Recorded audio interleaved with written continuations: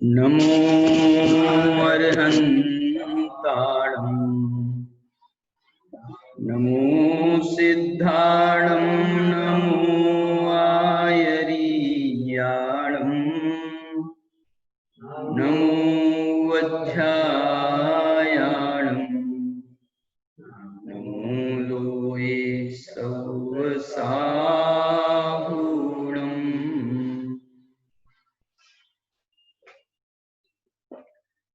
ऐसे सुरासुरमणुसिन्द वन्दितं धोदघादिकं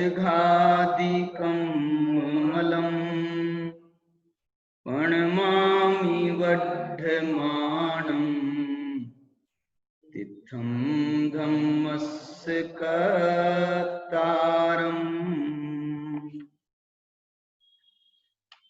प्रवचन सार की 87 नंबर की गाथा। दौवाणी गुणातिसिं पज्जाया अट्ठ सन्नया भणिया तेषु गुण पज्जयानम् अपादवत्ति उपदेशो जो जानदि अर्हन्तं। प्रवचन सार 80 नंबर की गाथा।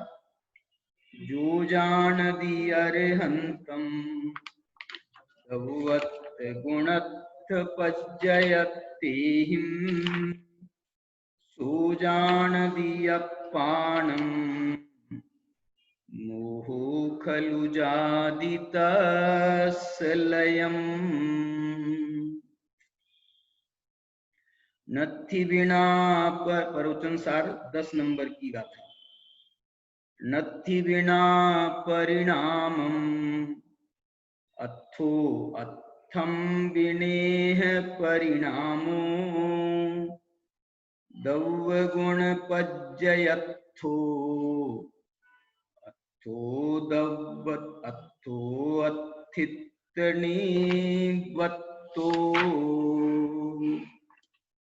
प्रवचन सार 93 नंबर की गाथा। अट्ठो खलु दौवमौ दौवाणि गुणपगाणि भणिदानि तेहिं पुनपज्जाया पज्जये मूढ़ा हि परसमया। जे पज्जयेषु निर्दा जीवा पर समयी गति निदिष्ठा आद सहावम मिथिदा ते सग समया मुने दव्वा।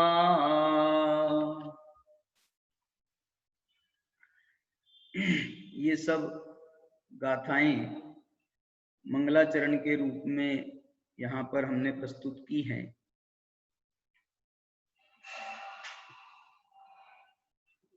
उसका रेफरेंस ये है कि आगामी 6 जनवरी से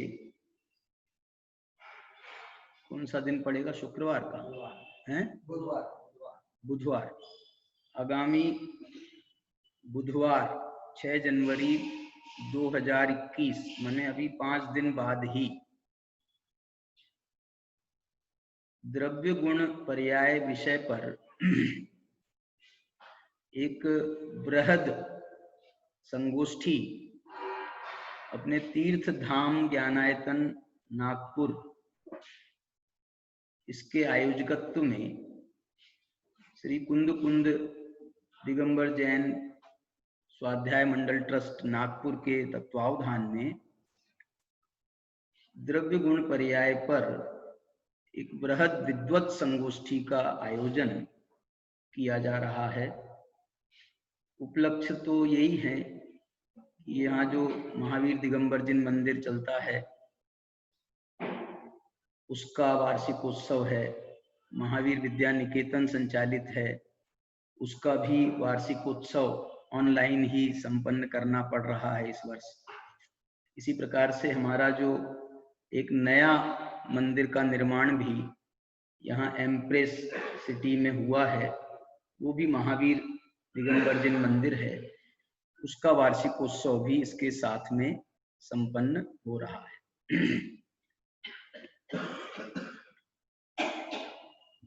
ये जो कार्यक्रम द्रव्य गुण पर्याय पर संगोष्ठी हम कर रहे हैं, ये इसका भाव विगत दिनों में जब हमने दिल्ली, क्या नाम है उनकी संस्था का, नहीं, हाँ है नहीं, वो जो अपने अजित प्रसाद जी की एक संस्था है दिल्ली वालों की, उसके आयोजकत्व में जब समय सार संगोष्ठी का आयोजन किया गया, उसके बाद में सागर वालों के आयोजकत्व में क्रमबद्ध पर्याय संगोष्ठी का आयोजन किया गया, तो उसी समय इस बात की घोषणा हो गई थी कि आगामी कुछ समय बाद में एक द्रव्य गुण पर्याय विषय पर संगोष्ठी का आयोजन किया जाएगा। उसी वायदे को ध्यान में रखते हुए ये जो संगोष्ठी है, इसका आयोजन आगामी 6 तारीख से होगा। लेकिन जो उसमें विषय रखे हैं, वो अनेक विषय बड़े विद्वत जगत में भी एक आकर्षण निर्माण कर रहे हैं, क्योंकि बड़ी उसमें बहुत विषय है। हम जो है उसमें सत्र होंगे, 13 सत्र का होंगे। प्रतिदिन 3 सत्र का आयोजन होगा। सुबह एक सत्र होगा, 2-2 घंटे के सत्र हैं, और सुबह 2 घंटे का होगा, दोपहर में 2 घंटे का होगा, रात्रि में 2 घंटे का होगा। बुधवार, गुरुवार, शुक्रवार, शनिवार 4 दिन 3-3 सत्र होंगे। रविवार को एक सत्र, सुबह सुबह का एक सत्र है समापन का, लेकिन उस दिन भी चर्चा होगी। अकेला समापन की गतिविधियां या आभार प्रदर्शन ही मात्र नहीं होगा, उस दिन भी चर्चा होगी। तो इस प्रकार से 13 सत्र रखे हैं। 13 सत्रों में 4-4 विद्वान वक्ता है। 13 चौके 52। हर सत्र में एक विशेषज्ञ विद्वान है, एक अध्यक्ष विद्वान है। तो कितने हो गए? 13 दूनी 26 और 52 78। और इसके अलावा हमारे चर्चाएं जो इसमें होंगी, उसमें भी अनेक विद्वान इसके साथ में जुड़ेंगे। इसका अर्थ ये हुआ कि लगभग शताधिक विद्वान हमारे 4 युवा साथी हैं संयोजक के रूप में।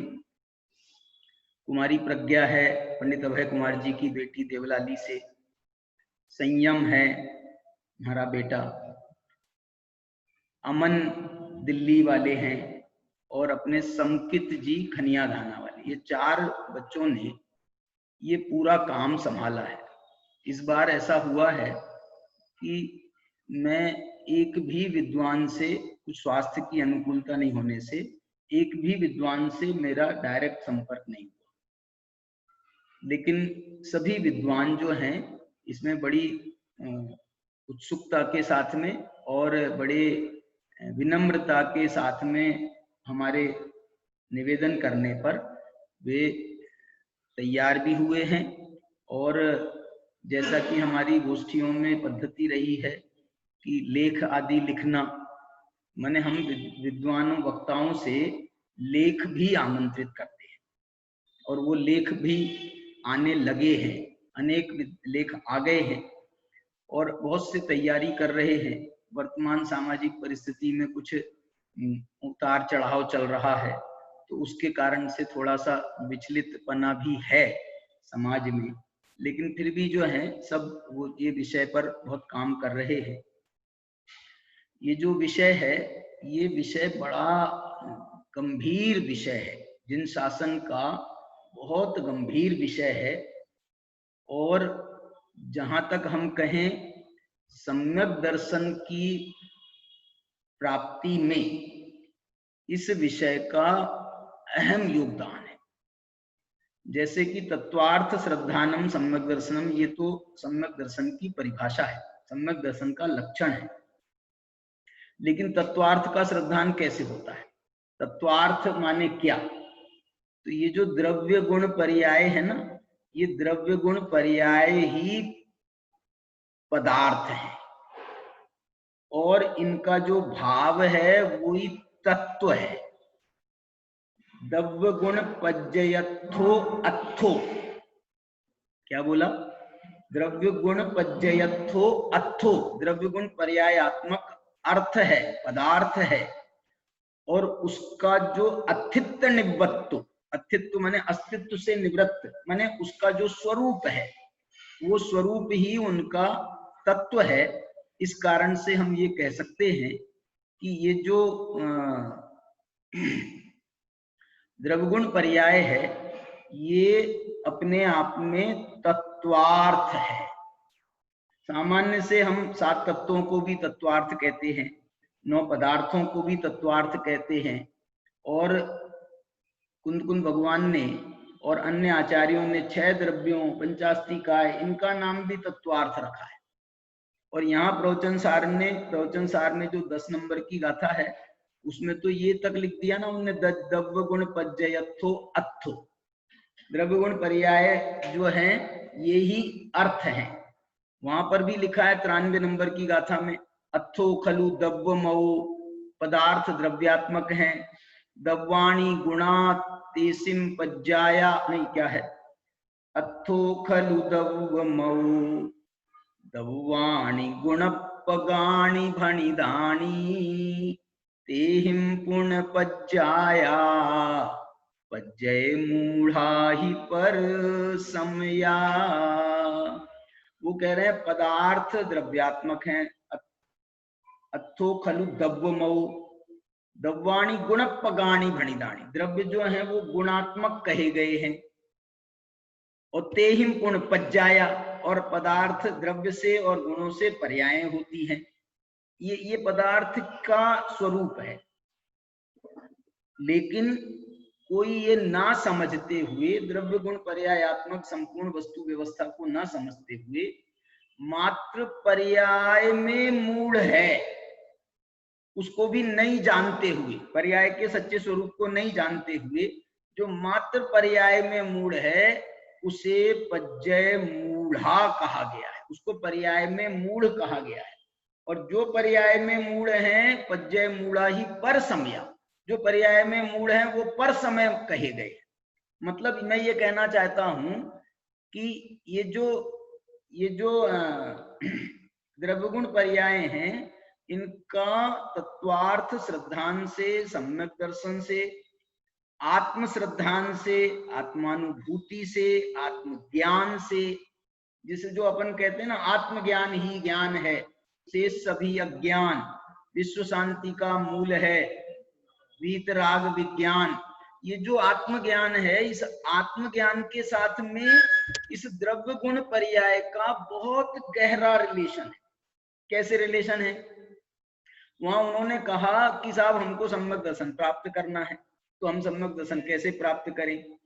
तो आचार्य ने इसी प्रवचन सार की 80 नंबर की गाथा में कहा, सोपस्सदी अप्पाण, जो अपनी आत्मा को देखता है, मोह खलु जादी तस्य लयम, उसका मोह नाश को प्राप्त होता है। मोह माने क्या?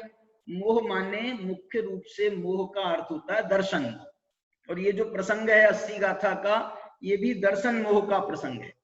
दर्शन मोह कौन है? ये सम्यक दर्शन की जो विरोधी प्रकृति है, सम्यक दर्शन की जो अपोजिट प्रकृति है, जो सम्यक दर्शन को रोक के रखती है, माने रोकने में निमित्त है, रोकने में निमित्त है। कोई कर्म की क्या ताकत है वो असम्यक दर्शन को हमारे रोक के रख लेवे, लेकिन उसकी जो उसमें जो निमित्त कहलाती है, ऐसा जो दर्शन मोह की प्रकृति कहे। दर्शन मोह के 3 भेद है, मिथ्यात्व है, सम्यक मिथ्यात्व है, सम्यक प्रकृति है, ये 3 भेद हैं। एक भेद एक अकेले से कहें तो दर्शन मोह नाम कह दो, अथवा अनादि मिथ्या दृष्टि को तो मिथ्यात्व ही है, उसका अखंड है। तो वो मिथ्यात्व प्रकृति जो है वो सम्यक दर्शन में बाधक है। वो मिथ्यात्व प्रकृति का नाश कैसे होता है? मिथ्यात्व प्रकृति का तो बोलते हैं सो जानति अप्पाणम, जो अपनी आत्मा को जानता है उसको उसका मिथ्यात्व नाश को प्राप्त होता है। ये सो जानति क्यों कह रहे हो अप्पाणम? सो वह अपनी आत्मा को जानता है। कौन कौन? बोले जो जानति अरहंतम, जो अरहंत को जानता है सो जानति अप्पाणम। अरे जो अरहंत को जानता है वो अपनी आत्मा को जानता है, उसका मोहनाश को प्राप्त होता है। इसमें द्रव्यगुण पर्याय कहाँ आए? इसमें द्रव्यगुण पर्याय कहाँ आए? बोले भाई साहब पूरी गाथा पढ़ो। जो जानति अरहंतम दवत्थ गुणत्थ पज्जयतेहिम, जो अरहंत को द्रव्यपने से, गुणपने से, पर्यायपने से जानता है, सो जानति अप्पाणम, वो अपनी आत्मा को जानता है।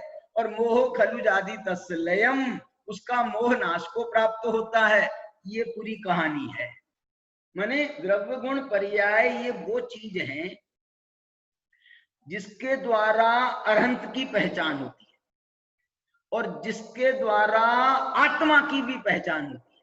माने अरहंतों को और आत्मा को यदि हम इनका तुलना करें, इनकी मैचिंग करें, इनमें कोई सामंजस्य बिठा लें, तो ये सामंजस्य बिठाने के यदि कोई सूत्र हैं तो वो सूत्र क्या है? द्रव्य गुण पर्याय। ये अरहंत और हमारे सामंजस्य को बिठाने वाले सूत्र हैं। बाह्य सूत्र आप देखोगे ना, अरहंतों के बाह्य जो बाह्य उनकी पहचान है समोसरणादि विभूतियों से, तो उनसे हमारी कोई तुलना नहीं हो सकती। यदि उनके समोसरण को देखें ना, तो हम तो जो है ना कटोरा छाप भी नहीं है। कटोरा समझिए।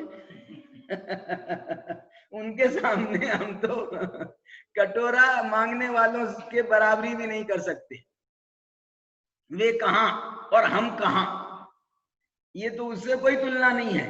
लेकिन आचार्य कुनकुन भगवान ने हमको वो सूत्र दिए कि जिनसे उनने, बल्कि ये लिखा है अमृतचंद्राचार्य इसकी जब टीका लिख रहे हैं 80 नंबर की गाथा में, तो उन्होंने मालूम क्या यहां से टीका लिखना प्रारंभ किया है। उन्होंने कहा है कि जो अरहंत को जानता है वह अपनी आत्मा को जानता है। बोले क्यों जानता है अरहंत को, क्यों अपनी आत्मा को जानता है? बोले जो अरहंत के द्रव्यगुण पर्याय को जानता है वो अपनी आत्मा के द्रव्यगुण पर्याय को जानता है। बोले साहब इसमें क्या, कैसे जान लेता है? क्योंकि ये उनके शब्द हैं, क्योंकि दोनों में कोई अंतर नहीं है। क्या? दोनों में कोई अंतर नहीं है। अरहंत भगवान के द्रव्य गुण पर्याय, देखो ये बहुत मार्मिक बात तो यहाँ पर ये है समझने की कि अरहंत के द्रव्य में और हमारे द्रव्य में अंतर नहीं है, मान्य है, ओके, राइट लगाओ।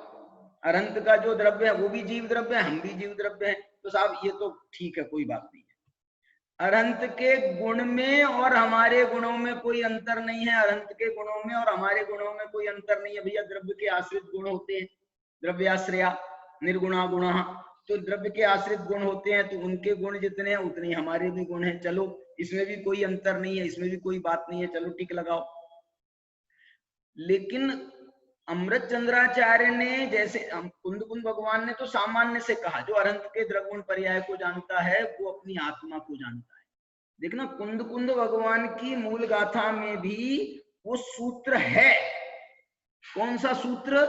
कि पर्याय में भी अंतर नहीं है, ये सूत्र उन्होंने दिया है। अब सूत्र है, आपको सूत्र को सूत्र से ही समझना पड़ेगा, एकदम से कोई वहां तो वो लिखा नहीं है, टीका तो है नहीं, टीका में अमृतचंद्राचार्य ने लिखा ये बात को। उन्होंने लिखा कि अरहंत के द्रव्यगुण पर्याय को जानने से आत्मा के द्रव्यगुण पर्याय जाने जाते हैं, क्योंकि दोनों में, देखो मेरे सामने प्रवचन सार तो रखा ही है, दोनों में कोई अंतर नहीं है, ये कह रहे हैं, दोनों में कोई अंतर नहीं है। देखो ये डॉक्टर साहब का जो टीका वाला है ना, प्रवचन सार ये मेरे सामने रखा है, देखो मैं यहाँ पढ़ के आपको सुना रहा हूँ। यो ही नाम अर्हंतम, संस्कृत टीका से पढ़ रहा हूँ। यो ही नाम अर्हंतम द्रव्यत्व गुणत्व पर्ययत्वयि परिच्छिन्नति स खलु आत्मानं परिच्छिन्नति, वो अपनी आत्मा को जानता है, परिच्छिन्नति माने जानता है। क्यों? उभयोरपि निश्चयेन अविशेषात्, उभयोरपि माने दोनों के, निश्चय से, निश्चय से, अविशेषात् कोई विशेष नहीं है, कोई अंतर नहीं है, कोई भेद नहीं है, दोनों समान है। अविशेषात् माने समान है, दोनों में कोई अंतर नहीं है। अनंत के द्रव्यगुण पर्याय में और हमारे द्रव्यगुण पर्याय। मैं एक बात पूछूं आपको, एक बताओ, द्रव्य गुण पर्याय के अलावा हमने और है क्या? आत्मा में कहें या द्रव्यों में कहें, पदार्थों में कहें, अथो खलु दब्बमौ दब्बाणी गुणपगाणी भणिदानी तेहिम गुण पज्जाया, यही तो है। पदार्थ द्रव्यात्मक है, उनके गुण होते हैं, उनकी पर्याय होती है। द्रव्य गुण पर्याय से अधिक और क्या है हमारे पास में और भगवान के पास में, और दोनों में तो कोई अंतर नहीं है, ऐसा कह दिया। तो अब क्या बचा? इसमें एक शब्द जो डाला है वो मार्मिक है। वो क्या शब्द है? निश्चय से कोई अंतर नहीं है। माने अंतर कैसे है? व्यवहार से अंतर है उनमें और हमारे में। व्यवहार से, व्यवहार माने मैंने बताया ना कि वो तो समोसरणादि विभूति वाले हैं और हम कटोरा छाप है।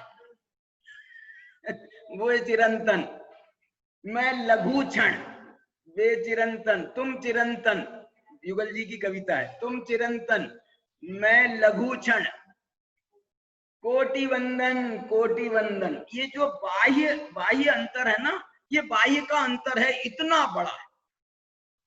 आप बोलोगे साहब ऐसा थोड़ी है अकेले बाह्य का अंतर है, पर्याय में भी तो अंतर है। लेकिन जो पर्याय में भी अंतर है वो पर्याय बाहरी पर्याय। क्या बोल रहा हूं?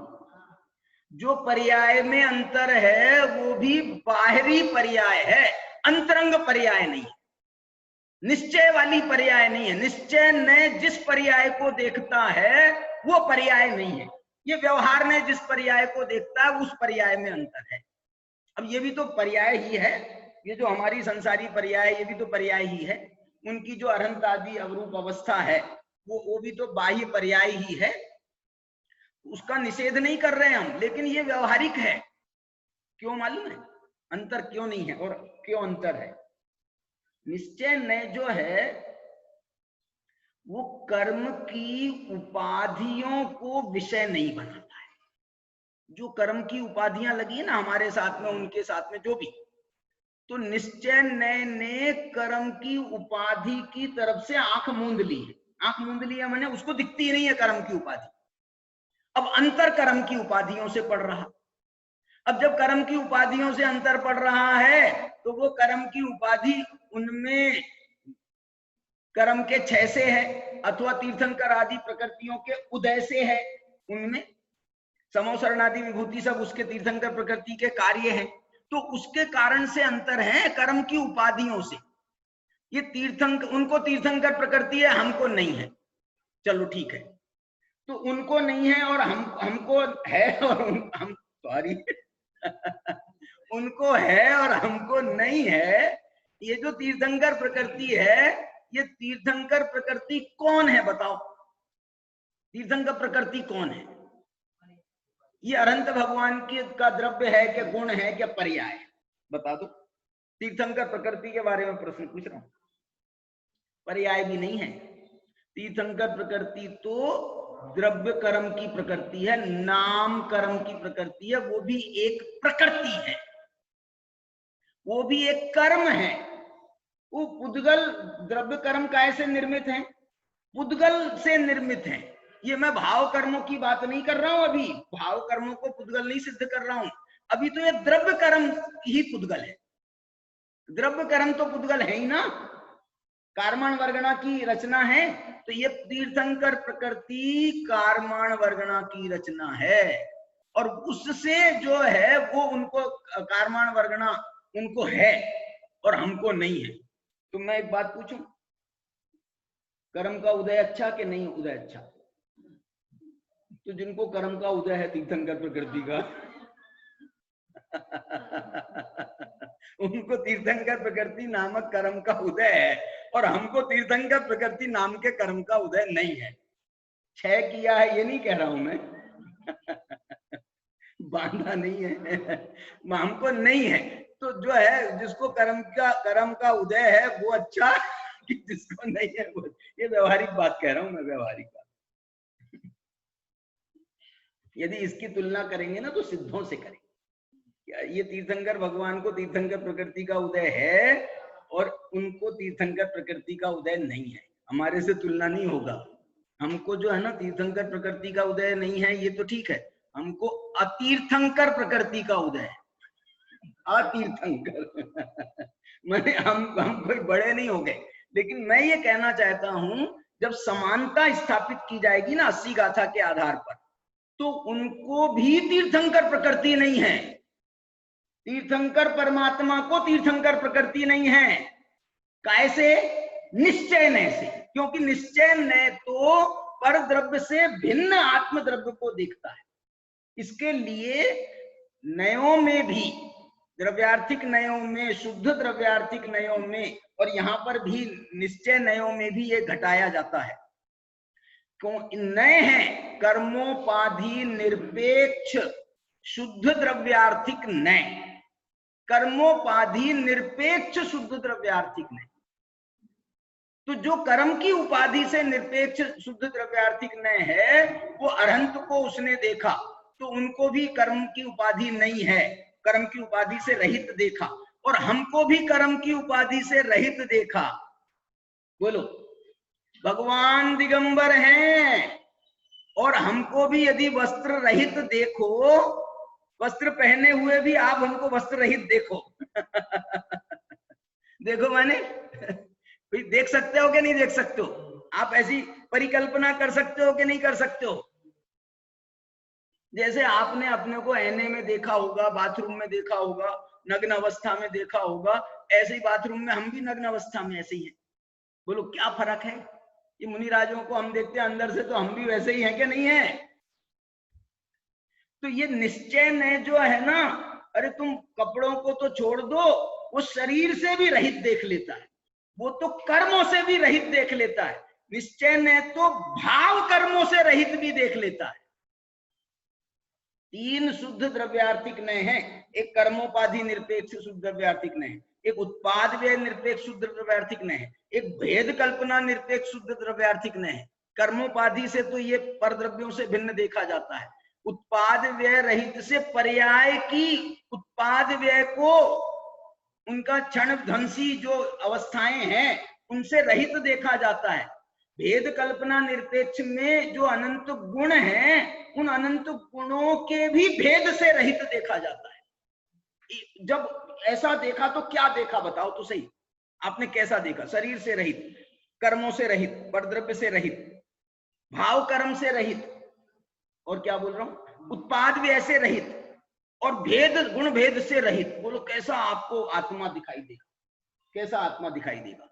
ऐसा अभेद, अखंड, अखंड एक अभेद, जिसको आप 14वीं गाथा में जिसको कहा है ना, जो पश्यति अप्पाणम अबद्ध पुट्ठम अनन्यम नियतम अविशेषम असंयुक्तम तम शुद्ध नयम व्यानि। तो वो जो भगवान है ना, वो कैसे हैं? बोलो शुद्ध नय से। ये शुद्ध नय का प्रयोग कर रहा हूं। शुद्ध नय से वो कैसे हैं? अबद्ध स्पष्टम, अनन्यम, अनन्य है, अविशेषम है, नियतम है, और असंयुक्तम है। कौन? जो पश्यति अप्पा, जो पश्यति अरहंतम, अरहंत भगवान। और यहां आत्मा को भी जब देखा, देखो वहां लिखा ना, सो पश्यति अप्पानम, 80 गाथा में लिखा सो जानति अप्पानम, और यहां 14वीं गाथा में कहा जो पश्यति अप्पानम उनने कहा वहां अरंतों से तुलना करते हुए कहा सो पश्यति अप्पान, वो अपनी आत्मा को देखता है, जानता है। और यहाँ 14वीं गाथा में कहा कि जो पश्यति अप्पानम अबद्ध पुट्ठम अनन्यम नीदम अविशेषम असंजुक्तम तम शुद्ध नयम व्याणी, ये निश्चयेन जो इनने लिखा यहाँ पर 80 गाथा में निश्चयेन, वो उसको वहां पर कह दिया वो शुद्ध नय है। बताओ ये अबद्ध पुट्ठम, हे भगवान आप अबद्ध पुट्ठ हो। अबद्ध पुट्ठ माने अबद्ध अस्पृष्ट, न बंधे हो और न छुए हो कर्मों से न आप बंधे हो और न कर्मों से आप छुए हो। जैसे नाचार्य ने 14वीं गाथा की टीका में और प्रभाचंद्राचार्य जिन पर हम लोग अभी शाम के समय, एक समय सार पर बहुत अच्छी, 1 महीने भर से हमारी संगोष्ठी चल रही है, बहुत सारे विद्वानों के साथ में। 6 से 7 है, तुम्हारी दुकानदारी का समय है या अंथऊ का समय है, लेकिन हमने तो 6 बजे से रखी है क्योंकि उस समय कोई दूसरा कार्यक्रम नहीं होता है। तो जो 6 बजे से है उसमें हम प्रभाचंद्राचार्य की टीका भी पढ़ रहे हैं, और उसमें जो है बहुत सारे विद्वान जुड़ते हैं, अभय जी जुड़ते हैं, श्रेयांश जी जुड़ते हैं, वीर सागर जी जुड़ते हैं, प्रदीप झांझरी जुड़ते हैं, बहुत सारे विद्वान उसमें जुड़ते हैं, और महाराज जी जुड़ते हैं उसमें, सुविधि सागर जी हैं, अपने नागपुर में भी रहे हैं वो बहुत समय, सुविधि सागर जी। तो नहीं, वो दूसरे सुविधि सागर जी, ये जो अपना चौक वाला मंदिर है ना, आपके घर वाला घर के पास वाला, उसके वहां सामने वहां रुके थे, और वहां मोठे मंदिर में भी थे, मोठे मंदिर में भी थे। चलिए, मोठे मंदिर में मतलब ये जेजानी वाले हॉल में नहीं, मोठे मंदिर में ही एक कोई, मेरे को ऐसा ख्याल है उस समय ये नहीं, बहुत पुरानी बात है, हैं? नहीं मालूम, हो सकता है। तो ये जो है ना वो उससे जुड़ते हैं, और बहुत अच्छे से जो है ना, बहुत भद्र परिणाम के साथ। और कोई प्रश्न रहता है तो अब वो शाम के समय रहता तो बोलते तो है नहीं, तो उनका हमको बाद में मैसेज आता है, तो उसमें भैया ऐसा क्यों बोल रहे थे, ऐसा क्यों बोल रहे थे, ऐसा क्यों बोल, वो बोले हमको तुम्हारा समझना है। वो क्या बोल रहे हैं कि तुम्हारा समझना है, तुम लोगों की क्या धारणा है, क्या अवधारणा है, क्या बात करते हो, तुम समय सार परमागमों से बात करते हो, तो परमागमों में क्या लिखा है जो तुम अपनी बात उससे समझाते हो और बोलते हो, और तुम्हारे गुरुदेव ने 45 साल तक कही है। बोले हमको तुम्हारी विवक्षा समझना है, मतलब बहुत अच्छे से। और ऐसे माने जिसको बोलते हैं ना अपन कि हमको समझना है, बाद में हम तुम्हारा वो विरोध करेंगे ऐसे कहीं दूर दूर तक के वैसी कोई बात नजर नहीं आती है, बहुत प्रेम से।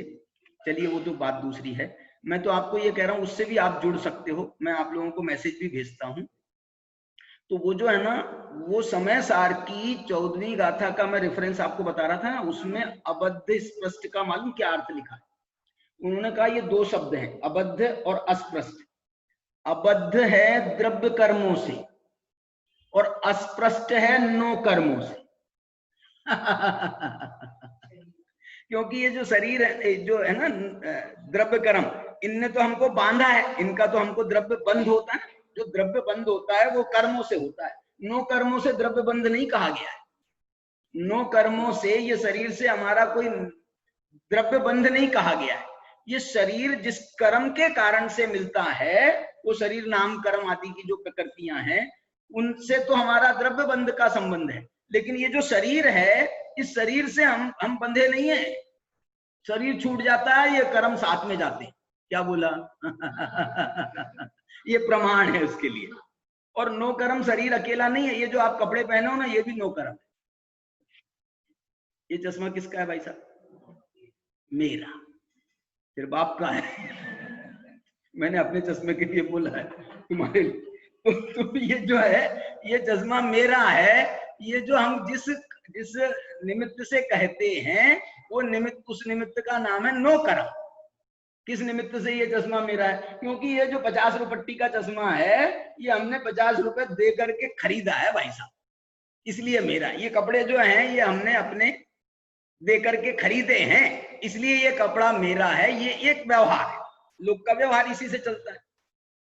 आप ले लो हमसे 50 रुपए का, तो हम कल से बोलना बंद कर देंगे कि हमारा है। लेकिन ऐसे उठाओगे ना तो मैं तुमसे कुछ बात नहीं करूंगा, सीधे वहां जाऊंगा लालगंज। लालगंज क्या बोलते हैं उसको, लकड़गंज। पुलिस थाने में। तो ऐसा कहने का अर्थ ये है कि ये एक निमित्त है ही। और जिसने, देखना क्या जोरदार बात है, जिसने परद्रव्यों के साथ अपना भेद ज्ञान कर लिया है, और जिसने परद्रव्यों को अपना मानना छोड़ दिया है, परद्रव्यों के साथ एकत्व छोड़ दिया है, ममत्व छोड़ दिया है, कर्तृत्व और भोक्तृत्व छोड़ दिया है, अब वो क्या कहेगा कि ये परद्रव्य मेरा है। और कह भी देगा तो क्या फर्क पड़ता है, ज्ञानी है ना, तो व्यवहार में कह भी देगा, क्योंकि व्यवहार तो व्यवहार से चलता है। व्यवहार में कह भी देगा तो भी अंदर से उसकी जो अवधारणा है, उसकी जो मान्यता है, उसका जो अभिप्राय है, उस अभिप्राय में से ये परमाणु मात्र भी परद्रव्य मेरा नहीं। तुम तो बात काय की कर रहे हो, परमाणु मात्र भी परद्रव्य मेरा नहीं है। ऐसा इतना उसके साथ में भेद ज्ञान है। और इसके इसी जो भेद ज्ञान की जो गहराई है, इस भेद ज्ञान की जो अंदर का उसका अभिप्राय है, जो भेद ज्ञान की उसके पीछे पीठ बल है भेद ज्ञान का, उसी भेद ज्ञान के बल पर वो सब परद्रव्यों के साथ धीरे धीरे धीरे धीरे अपने संबंध तोड़ता जाता है, छोड़ता जाता है। यदि ये भेद ज्ञान ना हो तो कुछ नहीं हो सकता। ऐसे तोड़ने से कुछ नहीं होगा, ऐसे छोड़ने से भी कुछ नहीं होगा, क्योंकि अंदर में मान्यता तो तुम्हारी बैठी होगी कि मैं एक छोड़ रहा हूं 32 मिलेंगे, ये परद्रव्यों का मैं त्याग कर रहा हूं, इससे मेरे बहुत पुण्य का बंध होगा, और बहुत पुण्य का बंध होगा तो स्वर्ग आदि की प्राप्ति होगी। तो तुम क्या छोड़ रहे हो, तुम क्या छोड़ रहे हो अंदर में? इसका जो छोड़ने के पीछे भाव तो ये होना चाहिए कि आज ये छोड़ रहा हूं और कल जो और मेरे साथ में है धीरे धीरे उनको भी छोड़ना है। छोड़ने से और मिलेगा, ये तो पाप है, ये तो पाप हो गया। छोड़ने का मतलब ये है कि अभी इतना छोड़ा है, कल और ले लेना, कल और ले लेना, कल और ले लेना। और ले लेना माने दान के लिए नहीं कह रहा हूं, और ले लेना माने हम और छोड़ेंगे। छोड़ना ही है यहाँ तो। क्यों छोड़ना है? अब ये भी मिथ्यात्व हो जाएगा, क्योंकि साथ नहीं ले जा सकते ना भैया। तुम्हारी जय हो जाए। रोते रोते छोड़ना है, क्योंकि साथ ले जाने की व्यवस्था नहीं है इसलिए छोड़ना है। मैं ये कह रहा हूं बड़ा मार्मिक है ये द्रव्य गुण पर्याय का विषय। इसकी जो जो गहराइयां हैं बहुत, इतनी उत्कृष्ट। यहां तो कह रहे हैं पर्याय से भिन्न, उत्पाद व्यय निरपेक्ष, पर्याय से भिन्न। अभी जब हम द्रव्य गुण पर्याय की गोष्ठी करेंगे ना तो उसमें कई बात ये भी आएंगी कि भाई पर्याय जो है वो इसी द्रव्य की तो है, पर्याय जो है वो ऐसी सर्वथा परद्रव्य की होती है क्या? सर्वथा द्रव्य की नहीं होती है। पर्याय हवा में उत्पन्न हो जाती है क्या? पर्याय को द्रव्य का भी स्थापित करेंगे। देहिम गुण पज्जाया, उन द्रव्य और गुणों से पर्याय होती हैं, तो पर्यायों को द्रव्य का भी स्थापित करेंगे। लेकिन वो द्रव्य कौन सा और वो पर्याय कौन सी, पर्याय कौन सी, उसमें हम देखना पड़ेगा। संसार की बात करेंगे, प्रमाण की अपेक्षा बात करेंगे, तो वहां पर पर्याय को द्रव्य का कहेंगे, प्रमाण की अपेक्षा से बात करेंगे। लेकिन जब हम शुद्ध दृष्टि से बात करेंगे, शुद्ध दृष्टि के विषय से बात करेंगे, सम्यक दृष्टि से बात करेंगे कि मेरा इन पर्याय हैं तो मेरी, लेकिन मेरा इन पर्यायों पर बिल्कुल भरोसा इन पर्यायों पर बिल्कुल भरोसा नहीं है। मुझे तो वो कूटस्थ कहें, क्या बोलना चाहिए, ध्रुव, उस शुद्धात्म तत्व पर मुझे भरोसा है जिसने आज तक कभी मेरा साथ नहीं छोड़ा। पर्याय किसका नाम है? जो एक समय से ज्यादा साथ देती नहीं है, उसका नाम पर्याय है। और द्रव्य किसका नाम है? द्रव्य उसका नाम है जो एक समय के लिए भी साथ छोड़ती नहीं है, उसका नाम द्रव्य है। तो बोलो किसका भरोसा करूं? है तो द्रव्य गुण पर्याय सब तुम्हारे, लेकिन बोले साहब मेरे दृष्टि के विषय नहीं है, मेरे भरोसे के विषय नहीं है, मेरे विश्वास के विषय नहीं है, मेरे श्रद्धान के विषय नहीं है, मेरे ध्यान के विषय नहीं है। यदि मैं ध्यान करूंगा तो मैं अपनी शुद्धात्मा का ध्यान करूंगा, इन पर्यायों का नहीं। लेकिन पर्यायों का ध्यान क्यों करूंगा? द्रव्य का ध्यान क्यों करूंगा बताओ? इसीलिए कि अभी मेरी अशुद्ध पर्याय है वो शुद्ध हो जाए। सुनना, अभी मेरे को दुख की पर्याय चल रही है, मेरे को सुख हो जाए। ये जो दृष्टि का विषय ध्रुव आत्मा को बनाया जाता है, उसके पीछे रीजन ही ये है। उसके पीछे भी दूर देखें तो पर्याय का रीजन है कि पर्याय मुझे सम्यक दर्शन की चाहिए, मिथ्या दर्शन की पर्याय नाश करना है, सम्यक दर्शन की पर्याय चाहिए। मुझे संसार का नाश करना है, मुझे मुक्ति चाहिए, मुझे रत्नत्रय की प्राप्ति चाहिए है, मुझे मिथ्या रत्नत्रय जो है मिथ्या दर्शन ज्ञान चारित्र उनका अभाव करना है। इसके लिए ये किया जाता है। देखो पर्याय, तुम कह रहे हो पर्याय से भिन्न आत्मा का ध्यान करो, लेकिन पर्याय के लिए पर्याय के लिए माने पर्याय को शुद्ध करना है, तो पर्याय के शुद्ध करने का तरीका ये है कि पर्यायों से दृष्टि हटाओ। पज्जय मूढ़ा ही पर समया, जो पर्याय में मूढ़ है वो पर समय। क्योंकि इसको और क्या कहा जाएगा बताओ मेरे को? किसको? मूर्खताएं जो हम करते हैं, मूर्खताएं कि हमको मालूम है कि ये मेरा नहीं है, उसको मेरा हम कहते हैं। मालूम है कि ये मेरा साथ नहीं देगी, उसके बाद भी हम चिपके रहते हैं उसी पर्याय से, उसी को अपना मानते रहते हैं। मालूम है कि इसका जो सूक्ष्म, जो इसकी मर्यादा है, सूक्ष्म मर्यादा एक समय से अधिक नहीं है, हर पर्याय की मर्यादा। ये तो बहुत स्थूलता से हम ये गणित लगाते हैं कि साहब मेरी मनुष्य पर्याय 100 साल। कोई आदमी हमको मिल जाए, बोले साहब क्या उम्र है इनकी? बोले साहब तुमको मालूम नहीं, इनने 5 पीढ़ियां देख ली अपनी। 5 पीढ़ियां माने दादाजी का बेटा, बेटे का भी बेटा, बेटे का भी बेटा, 5 हो गए क्या? अभी नहीं, अभी एक और, उसके भी बेटे का बेटा। ये 5 पीढ़ियां इनने देख ली, माने 100 साल की उम्र हो गई है इनकी। 5 पीढ़ियां इनने देख ली हैं, क्या उम्र पाई है, क्या उम्र पाई है। बोले साहब ये बहुत स्थूल दृष्टि से आप देख रहे हो, इनकी पर्याय 100 साल की हो ही नहीं सकती है। ये तो बहुत, ये मनुष्य मनुष्य वही मनुष्य, वही मनुष्य, वही मनुष्य, वही मनुष्य। क्योंकि वो नाम कर्म का, शरीर नाम कर्म का बंध उतने समय का था ना, आयु कर्म का बंध उतने समय का था ना, शरीर नाम कर्म का नहीं, आयु कर्म का, आयु कर्म का बंध उतने समय का था, इसलिए ये 100 साल जी गए। लेकिन ये इसका मतलब ये पर्याय का जो काल है वो 100 साल की कोई पर्याय नहीं होती सूक्ष्मता से।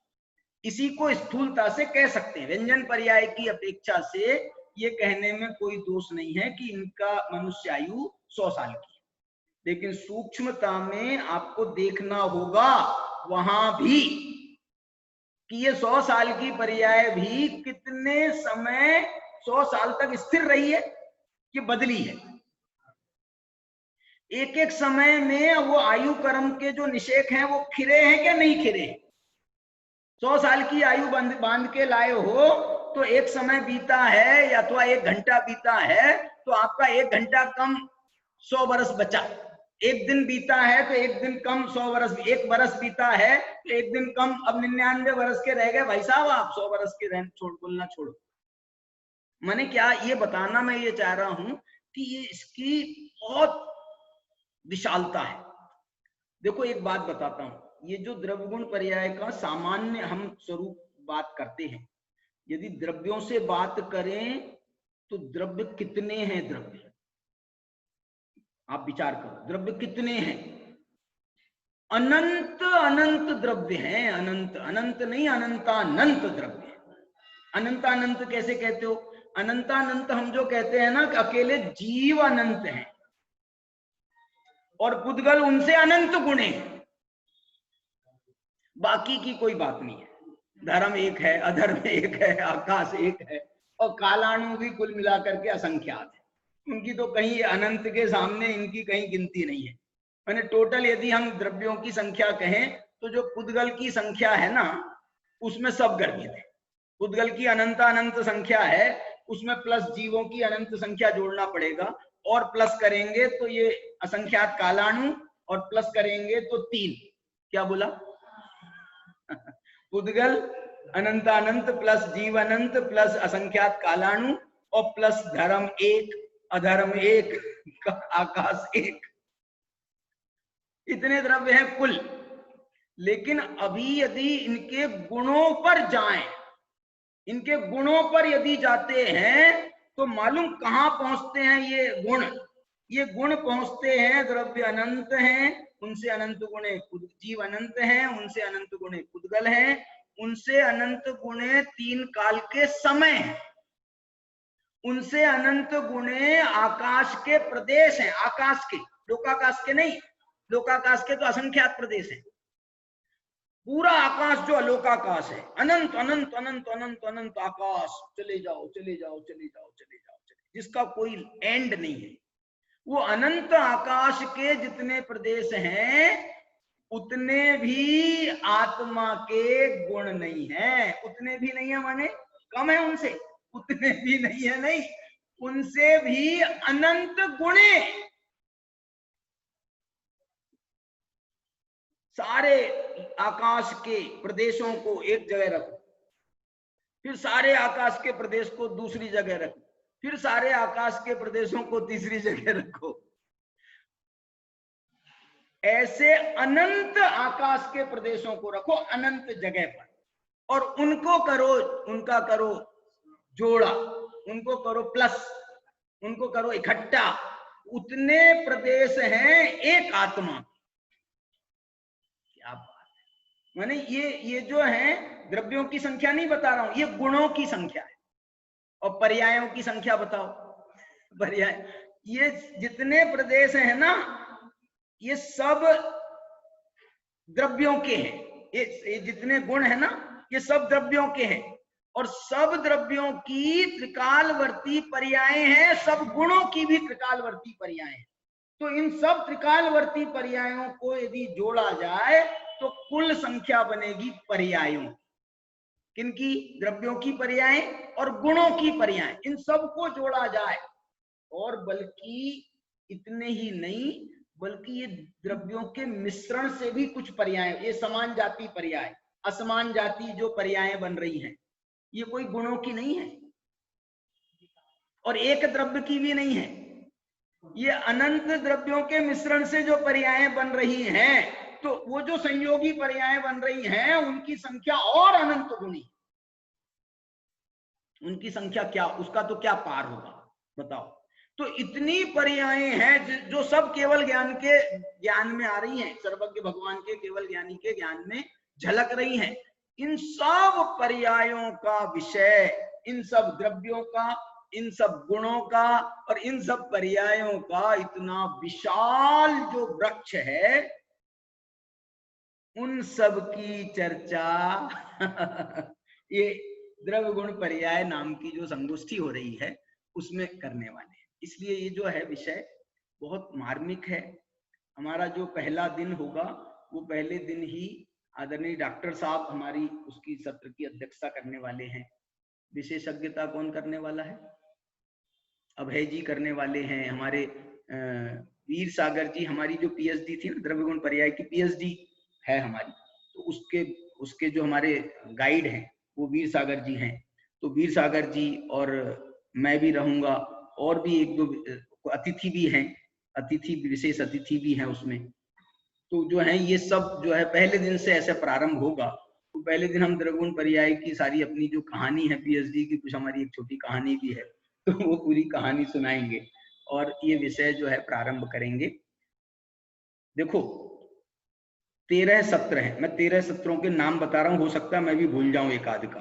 पहला उद्घाटन सत्र है, फिर दूसरा सत्र है हमारा द्रव्य गुण पर्याय का सामान्य सत्र, फिर तीसरा है द्रव्य सत्र, चौथा है गुण सत्र, और पांचवा है शक्तियों का सत्र।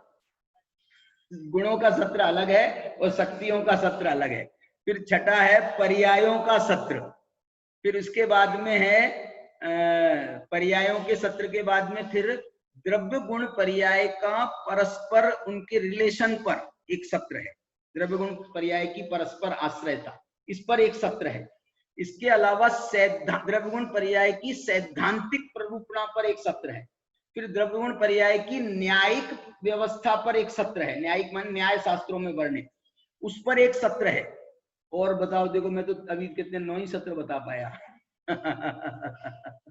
अंतिम सत्र जो है द्रव्य गुण पर्याय को जानने से क्या लाभ है, ये भी एक सत्र है, और 2 सत्र और भी हैं। ऐसे कुल मिलाकर के 13 सत्रों में बहुत सुंदर चर्चा होने वाली है। आप लोग इसका अवश्य लाभ लें। और हम इसका आयोजन किस प्रकार से करेंगे, यहाँ बैठ के करेंगे या घर में बैठ के करेंगे, टीवी के सामने तो होगा ही होगा, उसका पूरा प्रसारण पूरे देश के स्तर पर होने वाला है, वो तो होगा ही होगा, लेकिन साथ में हम इसका किस ढंग से करेंगे इसकी थोड़ी व्यवस्था भी बना लेंगे और आपको उसका पूरा बताएंगे। अभी की चर्चा को अपन, आज की जो चर्चा, अभी अपन रोज सुबह इस विषय पर चर्चा करने वाले हैं। और मालूम 20 विद्वान, अभी 5 दिन उनकी जहां जहां गोष्ठियां होती हैं, हमने सबको निवेदन किया है, जहां जहां उनके प्रवचन चलते हैं, संजीव से भी कहा है, जहां जहां प्रवचन चलते हैं भैया तुम जो है ना अभी द्रव्य गुण पर्याय पर ही सब प्रवचन करो। तो ऐसी सबसे निवेदन किया है। अब कौन कौन करता है, कौन कौन कर पाता है वो अलग बात है।